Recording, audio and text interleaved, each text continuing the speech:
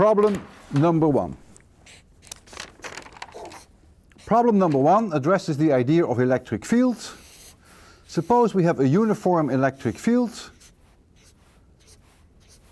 E. I think the electric field is 10 to the 3 newtons per coulomb. And we have an electron somewhere here, E minus. The electron has a certain velocity, a huge velocity. It's about 2.5% of the speed of light.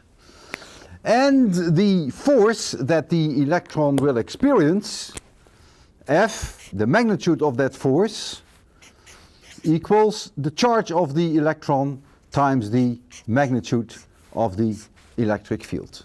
And it is in the direction of the electric field or in the opposite direction of the electric field. In this case, it's in the opposite direction. And so here is that force. So the electron is being decelerated as it moves into this electric field. Well, you can calculate the magnitude of the force right away. The acceleration, or I should say deceleration of the electron, is then this force divided by the mass of the electron. This should be an E. So you can calculate what the acceleration is. And then going back to 801, V at time t equals V at time 0 minus AT. This minus takes already into account that is a deceleration. And you want this to be 0 if you want to know when it stands still and where it stands still. And so you have one equation with one unknown, because you know V0, that's given. And you know A, you just calculated that, so out pops T.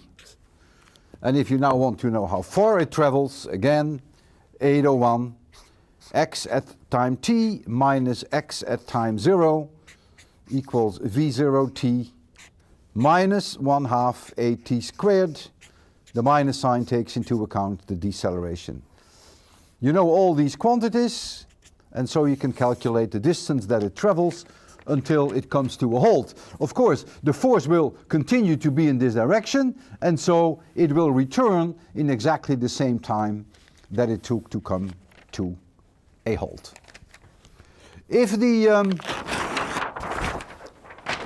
motion along the E field is only 1 centimeter, then of course it hasn't come to a halt. Well, it's not of course, but it turns out that it is still moving, and you're being asked what is the loss, percentage loss of kinetic energy.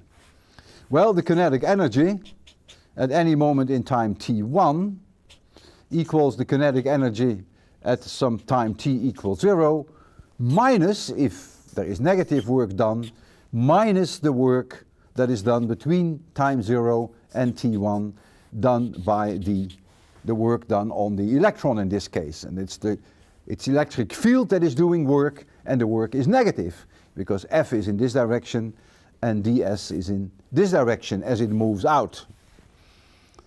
And so what is the work that is done by the electric field? If we take the magnitude only for now, it is the force that we calculated times the distance. That is the 1 centimeter. You have to convert that to MKS, and out pops the amount of work that has been taken out of the kinetic energy, of the original kinetic energy, which was the 1/2 m V0 squared. And so you can easily calculate now which percentage is lost. That should not be too difficult.